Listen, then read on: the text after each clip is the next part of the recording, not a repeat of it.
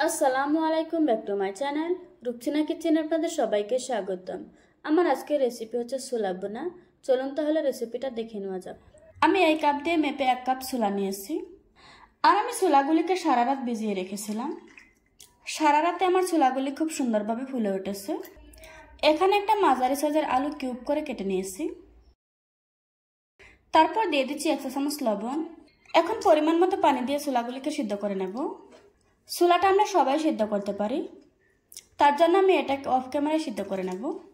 অন্যদিকে চুলায় একটি কড়াই বসিয়ে দিয়ে দিচ্ছি 1/4 কাপ রান্না করা রেগুলার তেল, দিয়ে দিচ্ছি 2টো শুকনো মরিচ।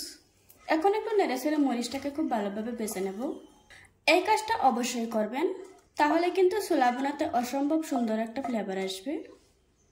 এখন একটা প্লেটে তুলে নিচ্ছি। তারপর একটা তেজপাতা 2 ভাগ করে দিয়ে দিচ্ছি। দিয়ে দিচ্ছি 1 টুকরো দারচিনি আর 2টো এলাচ। এগুলিকে একটু নেড়েচেড়ে দিয়ে দিচ্ছি 1/2 কাপ পেঁয়াজ কুচি। এবার আমি পেঁয়াজটাকে হালকা ব্রাউন কালার করে ভেজে নেব। পেঁয়াজটা হালকা ব্রাউন কালার হয়ে গিয়েছে। এবার দিয়ে দিচ্ছি 1/2 চা চামচ আদা বাটা, 1/2 চা চামচ রসুন বাটা।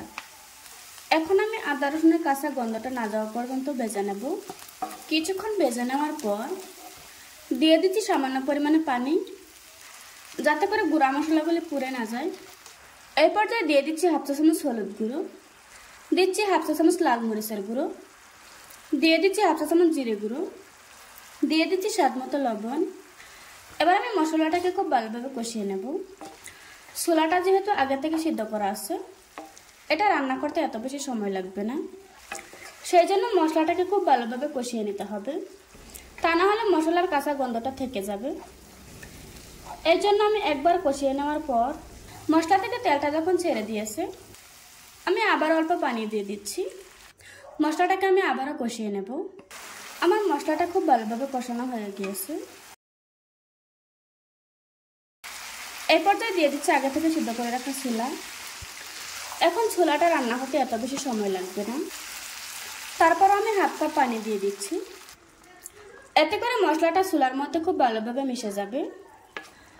এই পর্যায়ে দিয়ে দিচ্ছি কিছু কাঁচামরিচ, মাছ বরাবর ফালি করে নিয়েছি, তবে জালটা আপনারা আপনাদের পছন্দ অনুযায়ী দিয়ে নেবেন। এবার আমি পানিটা শুকিয়ে যাওয়া পর্যন্ত রান্না করে নেব। একদম শেষের দিকে দিয়ে দিচ্ছি কিছু ধনেপাতা কুচি। এখন একটু নেড়েচেড়ে মিশিয়ে নিচ্ছি। এবার আমি 4-5টা আলু টুকরো একটু ম্যাশ করে নিচ্ছি। এতে করে ছোলাটা একটু মাখা মাখা টাইপের হয়, আর দেখতেও ভালো লাগে এবং খেতেও ভালো লাগে। তবে সবগুলি আলু ম্যাশ করলে ছোলা বোনার স্বাদটা কিন্তু থাকবে না। আমার ছোলা বোনা রান্না করা হয়ে গিয়েছে। এবার আমি চুলা থেকে নামিয়ে নেব। দেখুন বন্ধুরা, আমার ছোলা বোনা রান্না করা হয়ে গিয়েছে। আশা করছি আজকের এই সহজ রেসিপিটা আপনাদের কাছে ভালো লাগবে। ভালো লাগলে আমার চ্যানেলটা সাবস্ক্রাইব করে পাশে থাকা বেল বাটনটি অন করে রাখবেন। আবারও কথা হচ্ছে নতুন কোনো ভিডিওতে। ততক্ষণ সুস্থ থাকবেন, ভালো থাকবেন। আল্লাহ হাফেজ।